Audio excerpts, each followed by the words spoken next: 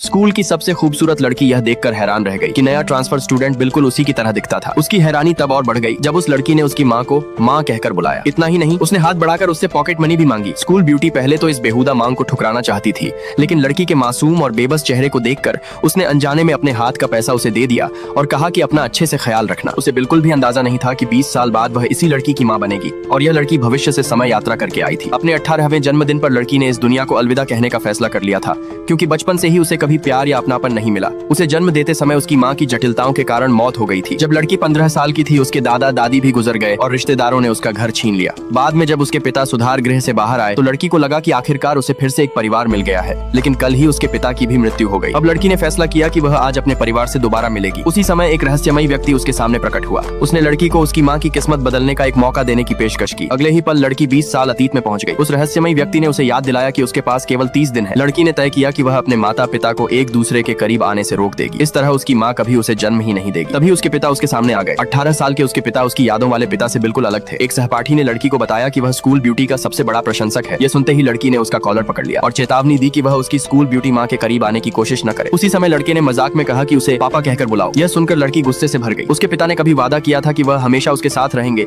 लेकिन आखिर में उन्होंने भी उसे अकेला छोड़ दिया था। लड़की ने उसे झूठा कहा और वहाँ से चली गई, लेकिन समय यात्रा के साथ उसकी खराब पढ़ाई भी वापस आ गई थी। क्लास मॉनिटर ने सुझाव दिया कि स्कूल ब्यूटी उसे पढ़ाए। लड़की का नाम सुनने के बाद स्कूल ब्यूटी ने यह जिम्मेदारी स्वीकार कर ली। माँ और बेटी का साथ में बिताया जाने वाला समय अब शुरू होने वाला था। वह लड़का भी चुपके से उनके पीछे पीछे अंदर आ गया, लेकिन लड़की ने तुरंत उसे अपनी माँ के पास जाने से रोक दिया। स्कूल के बाद किसी ने चोरी छिपे स्कूल ब्यूटी की तस्वीरें खींच ली। जब उस व्यक्ति को पकड़ लिया गया तो उसके पास से सारी तस्वीरें बरामद हो गईं। उसके जाने के बाद लड़की ने अपने पैर को पकड़ लिया और झूठ बोला कि उसे चोट लग गई है। फिर उसने स्कूल ब्यूटी से उसे गोद में उठाने की मांग की। अगले ही पल स्कूल ब्यूटी ने उसे अपनी बाहों में उठा लिया। लड़की को अपनी माँ की गोद हमेशा की तरह गर्म और सुकून देने वाली लगी। आखिर में स्कूल ब्यूटी उसे अपने घर रात के खाने पर भी ले गई। उसकी नानी भी उसकी यादों की तरह ही दयालु और स्नेही थी। उन्होंने अपनी बेटी के बचपन की तस्वीरें निकालनी शुरू की। तभी नानी दराज से अपना पढ़ने वाला चश्मा निकालने वाली थी कि लड़की ने तुरंत उनके लिए चश्मा निकाल कर दे दिया। सब लोग हैरान रह गए कि उसकी हरकतें इतनी परिचित क्यों लग रही थी। लड़की ने मुस्कुराकर कहा कि उसकी अपनी नानी भी अक्सर चश्मा इसी तरह दराज में रखा करती थी। उसी क्षण नानी को एहसास हुआ कि यह लड़की उनकी बेटी से बहुत ज्यादा मिलती जुलती है। तब उन्हें पहली बार लड़की की असली पहचान पर शक होने लगा।